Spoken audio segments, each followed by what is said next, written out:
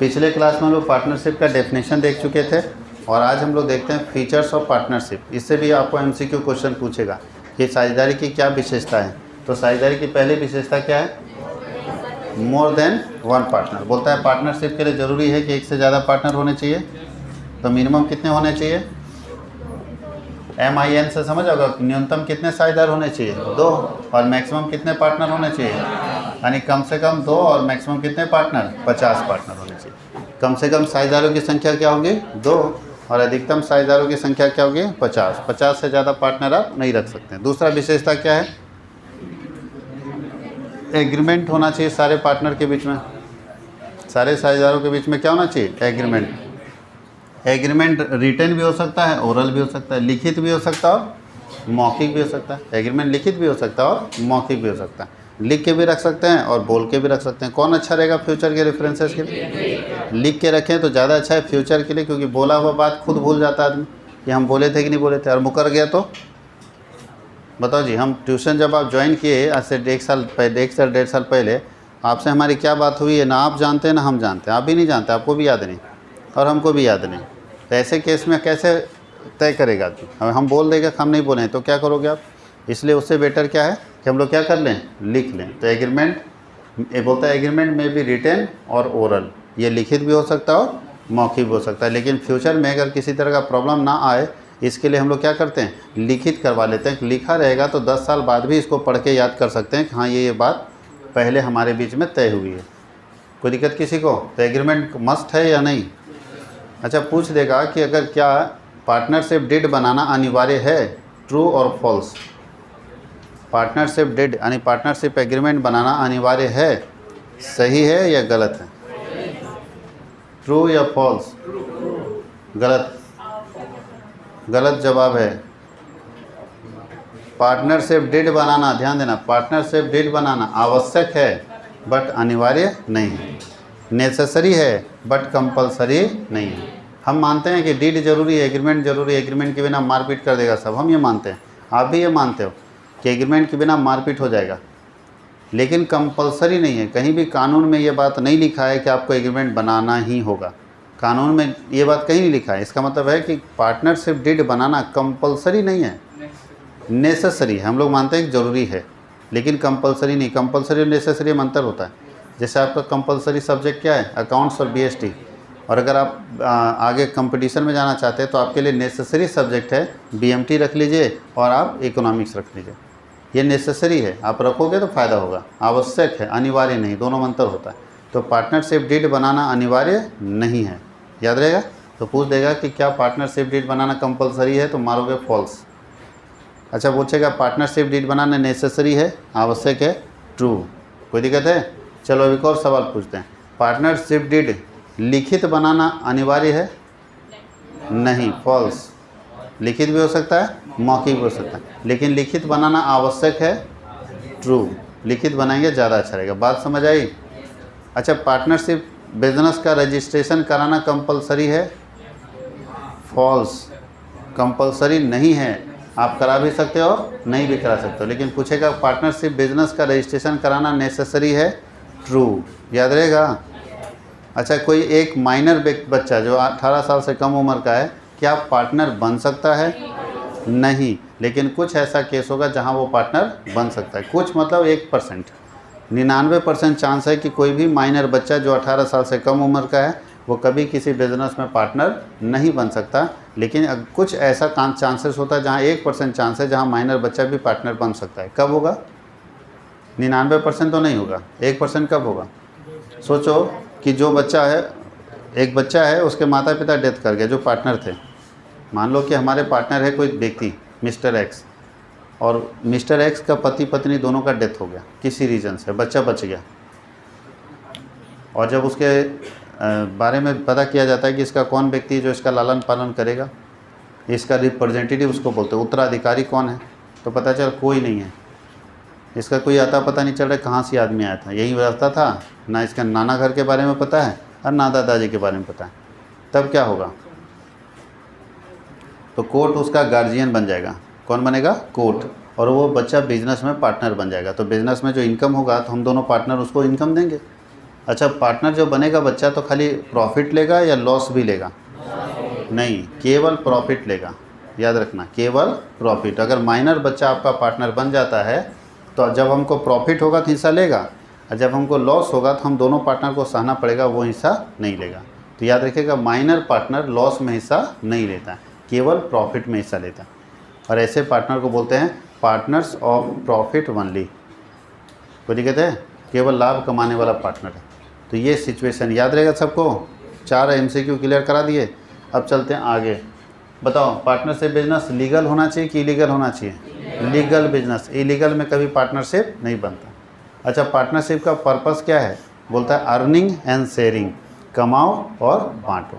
यही ना जी, earning and sharing. आपस में लाभ कमाओ पहले और आपस में क्या करो? बांट लो। बोलता है no separate existence from the members. मतलब पार्टनरशिप बिजनेस ऐसा बिजनेस है जहाँ इसके सदस्यों, पार्टनरशिप बिजनेस और पार्टनर्स के बीच में कोई सेपरेट एग्जिस्टेंस नहीं होता है। कोई सेपरेट एग्जिस्टेंस होता ही नहीं, अस्तित्व नहीं होता है सेपरेट।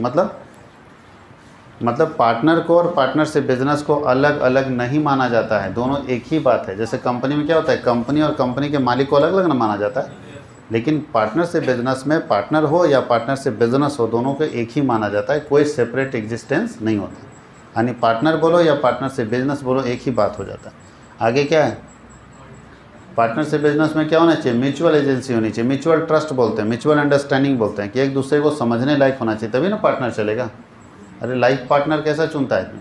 ये तो बिजनेस पार्टनर की बात करें। लाइफ पार्टनर में म्यूचुअल ट्रस्ट होना चाहिए कि नहीं होना चाहिए? म्यूचुअल एजेंसी होनी चाहिए कि नहीं होनी चाहिए? म्यूचुअल ट्रस्ट नहीं होता तो तलाक हो जाता है, हाँ या नहीं? अरे हाँ या नहीं? रास्ते में बाजार जा रहे थे, पत्नी किसी को देख के स्माइल कर दी, बस पति का हालत खराब। कौन था वो? और पति को गलती से कोई क्लाइंट का फ़ोन आ गया और लिखा रह गया लड़की का नाम, या सुनाई दे दिया कि पतला आवाज़ सुनाई दे रहा है, तो फिर हो गया कहानी ख़त्म कि कौन थी वो। ठीक है, ये बड़ा डेंजरस चीज़ है, हाँ या नहीं? तो इस बात का ख्याल रखना है, म्यूचुअल ट्रस्ट होना बहुत जरूरी है। अगर ट्रस्ट नहीं है तो रिश्ता नहीं चलने वाला, वो टूट जाता है। इसलिए बोलता है म्यूचुअल एजेंसी होनी चाहिए। तो पार्टनर्स के बीच में भी म्यूचुअल एजेंसी बहुत ज़रूरी है। अच्छा, क्या म्यूचुअल एजेंसी है कि अगर कोई पार्टनर, मान लीजिए हम देख लिए कि गल्ला खोल के पैसा निकाला है या कुछ पैसे की गड़बड़ी आ रही है, तो उसके पास पैसा शायद हो सकता है कुछ पैसा ज़्यादा, तो तुरंत उसको बोलना नहीं है, पहले पूरा एनालिसिस कर लेना है, उससे पूछना है और तब बोलना है। बात समझ गए? ऐसा नहीं कि तुम चोर हो ये सब बोलना शुरू कर दिए तो वहीं टूट जाएगा आपका पार्टनरशिप। शायद पैसा निकाला, ठीक बात है, पैसा निकाला है, मेरे सामने पैसा निकाला है, लेकिन पूछेंगे ना कि इस पैसे का कोई यूज़ है क्या? तो बोलेगा हाँ बिजली बिल भरना था, तो हम सोचे निकाल के भर देते, हम आपसे नहीं पूछे। चलो अच्छी बात है, बिजली बिल अगर भरना है इंस्टीट्यूशन का ही, पार्टनरशिप बिजनेस का, तो इसमें क्या दिक्कत है? लेकिन बिना पूछे आप बोलोगे कि तुम चोरी कर लिया है तो टूटेगा रिश्ता कि नहीं? तो विश्वास, हाँ, लेकिन आंख बंद करके विश्वास नहीं। कलयुग है, पार्टनर के ऊपर विश्वास करो लेकिन आंख बंद करके नहीं। आंख बंद करके विश्वास करोगे तो तुम विश्वास बनाते रह जाओगे और सामने वाला तुम्हारा पूरा नीचे का जो ज़मीन है ना वो निकाल लेगा और एक बार धराशायी हो जाओगे आप। इसलिए विश्वास पार्टनर पर कीजिए लेकिन आंख बंद करके नहीं। बात समझ में आया? बिजनेस पार्टनर में बहुत खतरनाक होता है, मालूम है कि नहीं? पार्टनर का सिलेक्शन और पत्नी का सिलेक्शन बाबू सेम होता है। एक बार गलत चुन लिया तो जीवन बर्बाद। पार्टनर गलत चुन लेगा बर्बाद कर देगा आपको। कैसे बर्बाद कर देगा पार्टनर? लाइफ पार्टनर तो तुम लोग जानता है कैसे बर्बाद हो जाएगी। अभी देखो SDM वाला केस चल रहा है पूरा बताओ। लेकिन बिजनेस पार्टनर आपको कैसे बर्बाद कर देगा बताओ तो? कैसे बर्बाद करेगा बिजनेस पार्टनर? नई आइडिया है, चलो हम बताते हैं। मान लीजिए किसी ट्यूशन में 2 लोग मिलके पार्टनरशिप में कोई ट्यूशन खोले कॉमर्स का, या कोई कपड़ा दुकान खोले मेरे जस्ट बगल में। हम अकेले कपड़ा बेच रहे थे आज 27 साल से, आई 2 पार्टनर आया और बड़ा सा कपड़ा दुकान खोल दिया। हमको लगा हम बर्बाद हो गए। क्या करेंगे? उसके पार्टनर को पकड़ेंगे एक को, ठीक है? और आजकल पकड़ने का बहुत अच्छा माध्यम है, शाम में बैठाओ, बैठाना समझते हो ना? हाँ, कुछ लोग होते हैं थोड़ा सा शाम में मस्त मूड में रहते हैं, तो बैठाया उसको, पटियाया, बोला तुमको पार्टनर कितना देता है जी? देखते हैं तुम ही खटते रहता है, वो तो सोया रहता है घर में। उसको भड़का रहे हैं, ठीक है? भड़काए बोले कितना कमाते हो वहाँ से? बोला 60,000 रुपया। बोला हम 70,000 देंगे, तुम बर्बाद कर दो उसको। हर महीना 70,000 बिना पूंजी का, तुम उसको बर्बाद। बोला कैसे? बोला उल्टा पलटा डिसीजन लो, उल्टा पलटा डिसीजन। कभी सस्ते में बेच दो, कभी डिस्काउंट ऑफर डाल दो, कभी महंगा कर दो, कभी कस्टमर के साथ मिसबिहेव करो, उससे क्या हुआ? बिजनेस बर्बाद। और तुमको हम 70,000 रुपये हर महीना देंगे, लिख देते हैं। कोई कोई कंपनी तो ऐसी करोड़ों दे देती, बर्बाद करो, 1 करोड़ दे देते हैं, जाओ। वो जानता है कि बर्बाद हो गया तो हम अकेले राज करेंगे, 1 करोड़ कमाने में हमको टाइम लगेगा। अब बताइए जी, अब तुम्हारा दिमाग फिर गया, तुमको भड़का दिया पूरा कि अकेले खटते रहते हो, देखो सोया रहता है, गर्मी में देखो कैसा चेहरा हो गया तुम्हारा, ये उम्र में ऐसे चेहरा रहता है जी। अब पूरा, हाँ पूरा उसको भड़का दिया और भड़क गया। अब भड़क गया तो क्या करेगा? उल्टा पलटा डिसीजन। सामने वाला पार्टनर कुछ बोलेगा, काहे ऐसा कर रहा है, तो तुम चुप रहो, ज़्यादा मत बोलो, काहे कर रहे हैं। अच्छा, क्या एक पार्टनर अगर गलती करेगा तो उसकी सज़ा सारे पार्टनर को मिलेगी या एक को ही मिलेगी? सारे को मिलेगी। अब बताओ, गलती हम किए जा रहे हैं, नुकसान वो भरे जा रहा है, कितना दिन बर्दाश्त करेगा? एक दिन ऐसा आएगा, या तो पार्टनरशिप टूटेगा या तो धंधा बंद हो जाएगा। अब बंद हो जाएगा तो सामने वाले को फ़ायदा हो जाएगा, वो बोला कोई टेंशन नहीं, तुम मेरे पास आ जाओ, तुम मेरे पार्टनर बन जाओ। हाँ, लेकिन इसमें रिस्क भी है, पता चला तोड़ने दूसरे को चलें, कभी कभी आपको बर्बाद कर देगा। वो पार्टनर पिया तो तुम्हारे साथ शाम में बैठ के, लेकिन था तिगड़म दिमाग का। जब तक नशा था तब तक बोला हाँ भैया, और बाहर जाके अपने पार्टनर को सारा राज बता दिया कि हमको बर्बाद करना चाहता। तो दोनों मिलके ना तुम्हारा क्या बोलते हैं, तिल्ली में आग लगा देगा, वो बर्बाद कर देगा तुमको, दोनों मिलके। बोले कोई बात नहीं, उसको भड़काते रहो, अब हम उसको डैमेज करते हैं तुम्हारे थ्रू, तुम उसके अंदर घुसो, उसके बारे में सारा राज जानो, और तब देखो हम कैसे बर्बाद करते हैं। तो कभी कभी ये गलत रास्ते पर, गलत पिच पे बैटिंग कर दोगे तो दिक्कत हो जाएगी। इसलिए बैटिंग करने के लिए पहले पिच बनाना पड़ता है कि हम जो इसको बोल रहे हैं तो ये कहीं उस बात पार्टनर को ना वो बात बोल दें। ये सब तिगड़म चलता है। तो पार्टनर अगर डैमेज, अगर ख़राब निकल गया तो आपको किसी काम का नहीं छोड़ेगा, किसी लायक नहीं छोड़ेगा, मुंह दिखाने लायक नहीं छोड़ेगा, इतना कर्जे में डुबा के छोड़ेगा। इसलिए पार्टनर का सिलेक्शन पत्नी से भी ज़्यादा डेंजर होता है, मालूम है कि नहीं?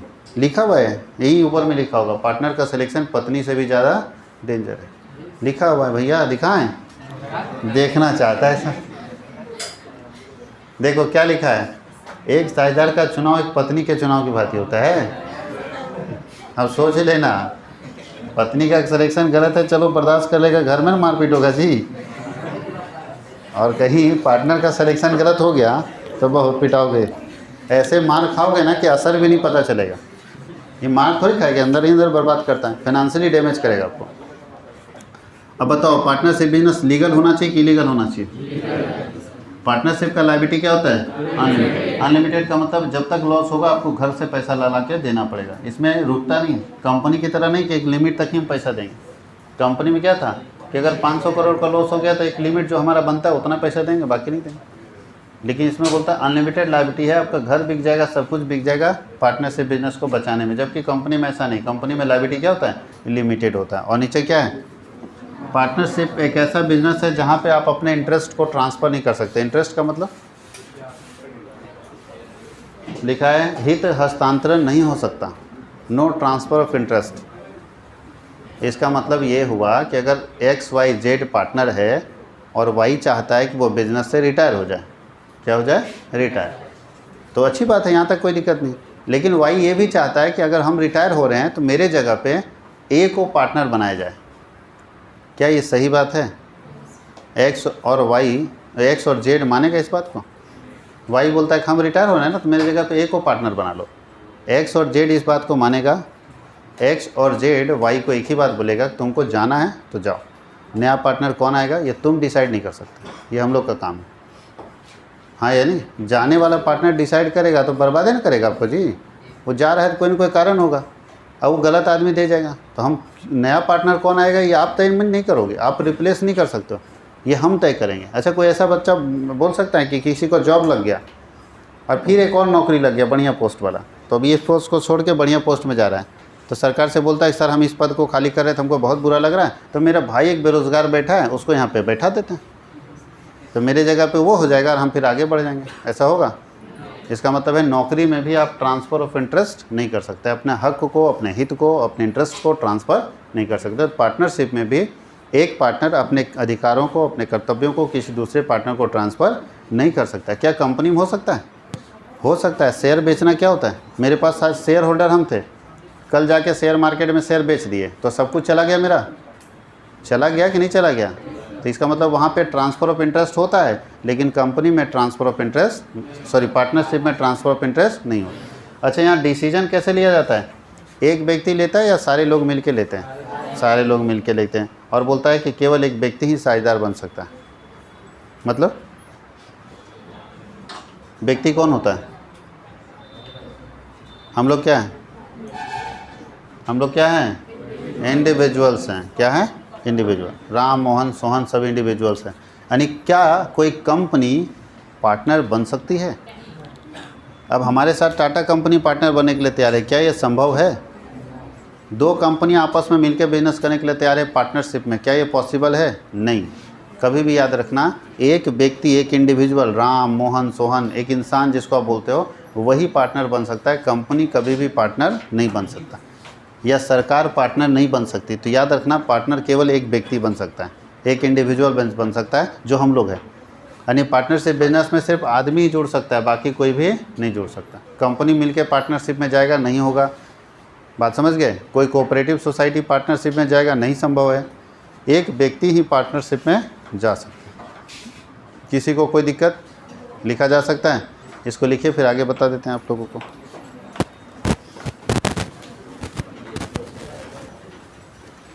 देखिए, ट्रांसफ़र ऑफ इंटरेस्ट में आप लिख सकते हो नो ट्रांसफ़र ऑफ इंटरेस्ट, ठीक है। हित हस्तांतरण यहाँ नहीं लिखेगा, हित हस्तांतरण नहीं, ठीक है। और इंग्लिश में लिखेगा नो ट्रांसफ़र ऑफ इंटरेस्ट। कोई दिक्कत है? ट्रांसफ़र ऑफ इंटरेस्ट की जगह लिखेगा नो ट्रांसफ़र ऑफ इंटरेस्ट। अभी समझा है ना कि इसमें आप इंटरेस्ट ट्रांसफ़र नहीं कर सकते। आगे बढ़ा जाए। चलिए, अब हम लोगों को साझेदारी संलेख पढ़ना है, पार्टनरशिप डीड। पार्टनरशिप डीड क्या होता है? अच्छा, उससे पहले राइट्स ऑफ पार्टनर पढ़ना है। साझेदार के अधिकार क्या है? बताइए, एक पार्टनर को क्या राइट होगा? हम बताएंगे नहीं, बुक में भी लिखा हुआ है, हम समझा देते हैं। एक पार्टनर का पहला राइट होगा कि प्रॉफिट में हिस्सा लेगा। दूसरा राइट होगा कि बुक्स ऑफ अकाउंट जो बिजनेस का होगा उसको कभी भी देख सकता है, कभी भी, जब मन करे तो। तीसरा राइट होगा उसका फ़ोटोकॉपी भी ले सकता है, उसको बाहर वाले किसी व्यक्ति से जांच करा सकता है। चौथा उसका राइट होगा कि उसको कंपनी के या पार्टनरशिप के मीटिंग में बैठने का अधिकार होगा, बोलने का अधिकार होगा। ये कुछ राइट्स हैं पार्टनर के। और राइट होगा कि पार्टनर्स को, अगर आप पार्टनर हैं किसी बिजनेस में तो उसकी संपत्ति में आपका भी हिस्सा है, ये आपका अधिकार है। एक और अधिकार आपका है कि आपको कोई बिजनेस से नहीं निकाल सकता, ये एक पार्टनर का अधिकार है। तो ये 5 अधिकार, 6 अधिकार हम आपको बताए पार्टनर का। एक पार्टनर की ड्यूटी क्या है बताइए? साझेदार की ड्यूटी क्या है? सब बुक में लिखा है, अधिकार और ड्यूटी, वहाँ देखते रहिएगा। वो बहुत इंपॉर्टेंट नहीं है, इसलिए हम लोग उसको छोड़ दे रहे हैं। ड्यूटी क्या होगा? पहला होगा कि लॉस में हिस्सा लेने का ड्यूटी होगा। दूसरा, बिजनेस के काम में आपको पार्टिसिपेट करना पड़ेगा, बिजनेस में जो भी समस्या आएंगी उसको सॉल्व करना पड़ेगा। तीसरा ड्यूटी क्या है? कोई ऐसा काम ना करे जिससे बिजनेस को नुकसान हो। चौथा ड्यूटी क्या है बताइए? अगर बिजनेस में लॉस हो जाता है किसी कारण से, तो अनलिमिटेड लायबिलिटी होने के कारण आपको भी उस लॉस को लेना पड़ेगा। पांचवा ड्यूटी क्या है? कि जो पार्टनरशिप एग्रीमेंट बना है उस एग्रीमेंट का सम्मान करे, उस एग्रीमेंट में जो बातें लिखी है उसको मानेंगे। ये ड्यूटी है पार्टनर का। कोई दिक्कत किसी को? तो 5 ड्यूटी और कम से कम 5-6 अधिकार आपको बता दिए। बाकी आपके बुक में लिखा रहता है राइट एंड ड्यूटी। अब इसके बाद हम लोग को पढ़ना है पार्टनरशिप एग्रीमेंट। एग्रीमेंट बनेगा कि नहीं बनेगा साझेदारों के बीच में? तो जो एग्रीमेंट पार्टनर्स के बीच में बनेगा उसी को पार्टनरशिप एग्रीमेंट या पार्टनरशिप डीड बोलते हैं। एग्रीमेंट और डीड में थोड़ा सा अंतर होता है। एग्रीमेंट कच्चा होता है और डीड पक्का होता है। कच्चा और पक्का का मतलब एक सिग्नेचर। एग्रीमेंट बना, पार्टनर्स के बीच में एग्रीमेंट बना, उस एग्रीमेंट में रजिस्ट्रार का साइन हो जाता है। सारे साझेदारों के बीच में एक एग्रीमेंट बना, उस एग्रीमेंट में अगर रजिस्ट्रार का साइन हो जाता है तो वो एग्रीमेंट बन जाता है क्या? डीड। और रजिस्ट्रार का साइन नहीं होता तब तक वो क्या रहता है? एग्रीमेंट। यानी जब तक रजिस्ट्रार का साइन नहीं है तब तक वो है एग्रीमेंट, और जैसे साइन हो जाता है वो क्या बन जाता है? डीड। तो डीड का मतलब होता है कि पार्टनर्स के बीच में जो बातें तय होती है। पार्टनरशिप डीड में क्या होता है? पार्टनरशिप डीड एक ऐसा डॉक्यूमेंट्स होता है जिसमें पार्टनरशिप के सारे टर्म्स एंड कंडीशंस लिखे होते हैं, और इसी के अनुसार एक पार्टनरशिप बिजनेस अपना बिजनेस चलाती है। तो ऐसे पेपर को, ऐसे डॉक्यूमेंट्स को जहाँ पे पार्टनरशिप के सारे टर्म्स एंड कंडीशन लिखे होते हैं, क्या बोलते हैं हम लोग? Partnership deed. इसे एक और नाम से जाना जाता है, उसे बोलते हैं आर्टिकल ऑफ पार्टनरशिप। क्या बोलते हैं? आर्टिकल ऑफ पार्टनरशिप यानी पार्टनरशिप डीड और यहाँ थोड़ा डीड गलत लिखा हुआ है, पार्टनरशिप डीड और आर्टिकल ऑफ पार्टनरशिप एक ही बात है, कोई दिक्कत है इसमें? इसके अंदर क्या होता है, एक ऐसा डॉक्यूमेंट्स जिसमें पार्टनरशिप से रिलेटेड सारी बातें, जो भी टर्म्स एंड कंडीशन डिसाइड हुए हैं सारे साझेदारों के बीच में, वो सारे टर्म्स एंड कंडीशन इस डॉक्यूमेंट्स में लिखे होते हैं, बोले ओरल नहीं, सारे इस डॉक्यूमेंट्स में क्या होते हैं, लिखे होते हैं, ताकि फ्यूचर में किसी तरह की विवाद ना आए, किसी तरह का परेशानी ना आए। इसके कारण जो भी पार्टनर्स के बीच में तय होते हैं, डिसाइड होते हैं मैटर्स, वो सारे टर्म्स एंड कंडीशंस इस डॉक्यूमेंट्स में लिखे होते हैं। और इसी पेपर को, इसी डॉक्यूमेंट्स को हम क्या बोलते हैं, पार्टनरशिप डीड बोलते हैं या आर्टिकल ऑफ पार्टनरशिप बोलते हैं। कहीं कोई दिक्कत है? पार्टनरशिप डीड याद आएगा, इसी का दूसरा नाम क्या है, आर्टिकल ऑफ पार्टनरशिप। अब बताइए कि पार्टनरशिप एग्रीमेंट अगर हम बनाते हैं या डीड बनाते हैं तो उसमें कौन कौन सी बातें होनी चाहिए, कम से कम कौन कौन सी बात आप लिखवाएंगे? कम से कम 10 ऐसी बातें बताइए जो आप लिखवाएंगे पार्टनरशिप एग्रीमेंट बनाते समय। तो सबसे पहले एग्रीमेंट में क्या लिखते हैं? सबसे पहले लिखिए पार्टनरशिप बिजनेस का नाम और पता। दूसरा क्या लिखेंगे? Name and addresses of partner होगा। तीसरा क्या लिखेंगे? ड्यूरेशन ऑफ पार्टनरशिप, पार्टनरशिप कितने दिन तक चलेगा उसका पीरियड लिखेगा ना, ड्यूरेशन ऑफ पार्टनरशिप। तीसरे स्कोप, बिजनेस का स्कोप क्या है, किस सेक्टर में बिजनेस करना चाहता है और चल रहा है बिजनेस। 3 सेक्टर होता है, 3 स्कोप होते हैं, कौन कौन सा? प्रोडक्शन, सर्विस और ट्रेडिंग। तो आपको बताना पड़ेगा कि आपका बिजनेस किस सेक्टर में काम कर रहा है, प्रोडक्शन सेक्टर में काम कर रहा है, ट्रेडिंग सेक्टर में काम कर रहा है या सर्विस सेक्टर में काम कर रहा है। उसके नीचे क्या है? Contribution of capital by partner, एक साझेदार कितना पूंजी लगा रहा है ये भी आप लिख दीजिए, एक्स कितना लगा रहा है, वाई कितना लगा रहा है, जेड कितना लगा रहा है। प्रॉफिट, देखो यहाँ गलती से लॉस की जगह लव लिखा गया। हाँ, बड़ा खुश हुआ सब, सही चीज़ लिखे हैं, यही तो चाहते हैं, बर्बाद हो जाओगे बाबू। लव होना चाहिए माता पिता से, भाई बहन से, है नहीं, दोस्तों से, बाकी नहीं। हाँ, पत्नी से भी, बाल बच्चे से भी। दूसरे से करोगे तो बर्बाद हो जाओगे। चलिए इधर चलते हैं। तो प्रॉफिट एंड लॉस रेशियो। और क्या तय होना चाहिए? Commission and salary of partner, कि पार्टनर का कमीशन और सैलरी क्या होगा, किसी को मिलेगा तो कितना। अगर लिखा है कि हाँ मिलेगा सैलरी, तो हाँ लिखने से नहीं होगा, खाली लिख दीजिएगा सैलरी मिलेगा, तो ठीक है मिले तो का, लेकिन कितना। और लास्ट में पार्टनर बोलेगा तो ये तो नहीं लिखा है कितना, तो देंगे हम भाई 3000, लेना है तो लो, नहीं लेना है मत लो। लिखा है कि मिलेगा तो हम तो देने के लिए तैयार है, लेकिन देंगे 3000। तो पार्टनर को ये लिखा लेना चाहिए कि जो पार्टनर वर्किंग पार्टनर है, जो काम करेगा बिजनेस में, उसको कितना रुपया सैलरी देंगे। कमीशन मिलेगा तो कितना, ये पहले डिसाइड करो कितना मिलेगा। अगर मिलेगा तो, और लिखा है नहीं मिलेगा तो फिर बातें नहीं में डिसाइड करने की ज़रूरत है। लेकिन अगर लिख दिया कि हाँ मिलेगा, तो ये ज़रूर डिसाइड करो कितना मिलेगा। और क्या तय करेंगे? लोन, अगर कोई पार्टनर बिजनेस में दिया है तो उसको इंटरेस्ट उस पर मिलेगा कि नहीं मिलेगा, ब्याज मिलेगा ना। अगर लोन दिए, कर्ज अलग से दिए, पूंजी दिए हैं और कर्ज अलग से दिए हैं, तो कर्ज का ड्राइंग कितना कर सकता है एक पार्टनर और इंटरेस्ट उस पर कितना लगेगा, ये सब बात लिख दो। और ड्राइंग का बात नहीं लिखोगे क्या होगा जानते हो? 1 लाख पूंजी लगाया और समस्या बता के 90,000 निकाल लिया। बोला देखो ना मेरा बेटा हॉस्पिटल में भर्ती है, रियल में भर्ती है, तो भैया पैसा खाली बिजनेस से निकल सकता है कि बैंक से भी निकल सकता है। और वो बताने लगा मेरे बैंक में 1 रुपया नहीं है, बहुत दिक्कत है, अब क्या करोगे तुम पार्टनर होने के नाते? इतना बेरहम तो नहीं है कि तुम्हारा बेटा रहे ना रहे हम निकालने नहीं देंगे बिजनेस, ऐसा तो नहीं है। बोलता निकाल लो, 1 लाख लगाया, 90,000 निकाल लिया, साल भर नहीं दिया। बोला देखो हॉस्पिटल के चक्कर में देख लो कितना परेशान है, और साल के लास्ट में जब प्रॉफिट लेने की बारी आया तो आधा आधा ले लिया, तो दर्द तो होगा। तो अगले बार हम क्या करेंगे? मेरे यहाँ भी कोई बीमार पड़ेगा, हम भी क्या करेंगे? पैसा निकालेंगे। अब बताइए सब दोनों पार्टनर खाली पैसा निकालने पर पड़ जाएगा तो बिजनेस में सफिशिएंट कैपिटल रहेगा, जितना पूंजी बिजनेस को चलाने के लिए चाहिए वो रहेगा। और फिर क्या होगा? जहाँ कैपिटल का शॉर्टेज हुआ बिजनेस में, कि बिजनेस ठप, दोनों बस चलवाता था, अब क्या किया, एक निकाल लिया दूसरा भी निकाल लिया, तो बचा बिजनेस में 10,000 रुपया।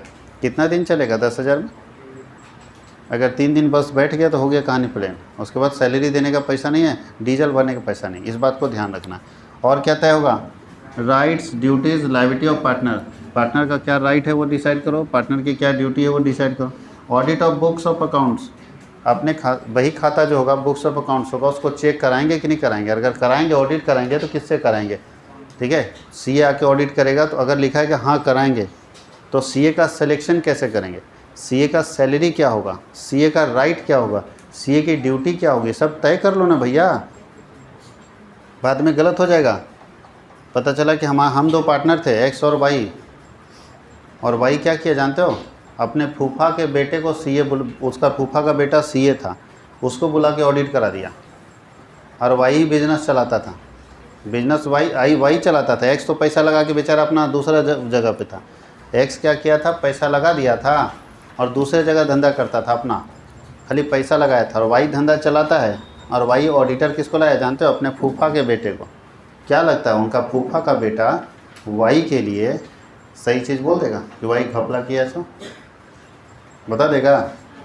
हम ही बिज़नेस को चलाते हैं, मेरे ऊपर दाग लगा है, जांच हो रहा है, और मेरा ही रिश्तेदार जांच कर रहा है, कितनी ईमानदारी रहेगी? मर्डर एक लड़का किया और पता चला उसी के पापा उस जगह पे एसआई थे, सब इंस्पेक्टर, और जांच उसी के पापा कर रहे हैं। तो बहुत ही कट्टर ईमानदार अगर होंगे ना उसके पापा, फिर भी कहीं ना कहीं फेवर ले लेंगे कि नहीं लेंगे? हो सकता है कट्टर ईमानदार में वो बोलता है हम बाप बेटा किसी को नहीं सुनेंगे, जो मेरे सामने रहेगा वो दोषी है। घर जाएगा ना, सब उसका कट्टर ईमानदारी निकल जाएगा। जब उसकी वाइफ बोल देगी कि मरा हुआ मुँह देखोगे मेरा, अगर हो गया मेरे बेटे को कुछ, तो पता चल ससुराल से फ़ोन आने लगा, माँ बाप फ़ोन करने लगे, दादा दादी लड़का का, मौसा मौसी फ़ोन करने लगे, कह रहे बेटा आप ही का ना जी, खून आप ही का ना है, आपका खून ऐसे होगा। आदमी कट्टर ईमानदारी भूल जाता है, कहीं ना कहीं फेवर कर देता है। तो क्या लगता है ये सही बात है? तो लिखवा लो कि कैसे हम ऑडिटर का सिलेक्शन करेंगे। कोई एक पार्टनर डिसाइड कर लेगा या दोनों पार्टनर तय करेगा किस तरह से ऑडिटर लाएंगे? अच्छा, ऑडिटर अगर लाएंगे तो उसका सैलरी क्या होगा? अच्छा, सैलरी डिसाइड नहीं करेंगे तो क्या होगा? बहुत पार्टनर बोलता है क्या, अच्छा लास्ट में देख लेंगे ना। अच्छा, डिसाइड नहीं करोगे सैलरी क्या होगा जानते हो? पहले से डिसाइड नहीं किया क्या होगा? क्या मामला आ सकता है सैलरी डिसाइड नहीं करने से? अभी तो बताया फूफा का बेटा को ज़्यादा सैलरी दिला देगा, होना चाहिए इसका 20,000, काम करवा लेगा, बोले अपना आदमी करने दीजिए ना भैया, कोई रेट वोट डिसाइड नहीं किया, और फिर लास्ट में क्या होगा? इतना पैसा मांग देगा। देखना फंसता कहाँ पे है जी? आदमी बिजली मिस्त्री को बुलाओ, पहले पूछ लेता है कितना लोगे, वो ठीक है। बाहर वाले को बुलाओगे तो पहले ना पूछ लेंगे, ठोठ ठहरा के भैया इतना देंगे, इतना करना करो। और अपना रिश्तेदार आ गया, कह रहे भैया आपसे पैसा जो आपको बनता है दीजिएगा, जो मार्केट में है उचित है वही लेंगे यार, बोलवे नहीं करा कितना लेंगे। वो ज़्यादा टेंशन है, मालूम है कि नहीं? ज़्यादा टेंशन है, अपना रिश्तेदार है, अब पूरा कर लेगा और लास्ट में मार्केट से 10,000 रुपये ज़्यादा बोल देगा, मुँह ही नहीं तुम्हारा खोलेगा, क्या बोलें इसको? ज़्यादा बोलेंगे रिश्ता ख़राब होगा, हल्ला करेगा कि काम करवा लिया और पैसा नहीं दिया। वहाँ ज़्यादा फंसता आदमी, मालूम है कि नहीं? तो पहले से डिसाइड कर लो भैया कि कितना लेगा सैलरी, कैसे सिलेक्शन करेंगे, उसका राइट क्या होगा, उसकी ड्यूटी क्या होगी, हमारा कंट्रोल उस पर होगा कि नहीं होगा, ये सारा बात पहले से लिखा लेना। उसके बाद कौन एक पार्टनर अगर एडमिट करेगा तो कैसे करेगा, किस शर्तों पर करेगा, एडमिशन के क्या तरीके होंगे, रिटायर करेगा तो कैसे करेगा, कौन सी शर्तें होंगी, रिटायरमेंट में पैसा कितने दिन में देंगे, अगर कोई पार्टनरशिप डीड के नियमों का उल्लंघन करता है तो उसके लिए क्या सज़ा होगी, और अगर कोई पार्टनर मर गया तो उसके पैसे को उसके रिप्रेजेंटेटिव को कैसे देंगे, उसका सक्सेसर कौन होगा, जो उसके बाद उसका उत्तराधिकारी होगा वो कौन होगा जो उसके बिज़नेस को चलाएगा। ये सारी बातें आपको क्या करनी चाहिए, तय कर लेनी चाहिए। और डिसोल्यूशन ऑफ पार्टनरशिप कैसे होगा, पार्टनरशिप को डिसॉल्व कैसे करेंगे, यानी अगर बिज़नेस बंद करना हो तो कौन से मेथड से बंद करेंगे, कैसे बिज़नेस को बंद करेंगे, उसको बोलते हैं डिसोल्यूशन ऑफ पार्टनरशिप। और सबसे लास्ट है वैल्यूएशन ऑफ गुडविल। एक पार्टनरशिप बिजनेस में गुडविल का वैल्यूएशन कैसे करेंगे। गुडविल समझते हो, ख्याति, प्रसिद्धि हम लोग बोलते हैं, क्या बोलते हैं, प्रसिद्धि। इसका हम लोग वैल्यूएशन कैसे करेंगे ये भी आपको पहले ही डिसाइड कर लेना होगा। इसके आगे हम लोग अगले क्लास में देखेंगे अकाउंटिंग पोर्शन।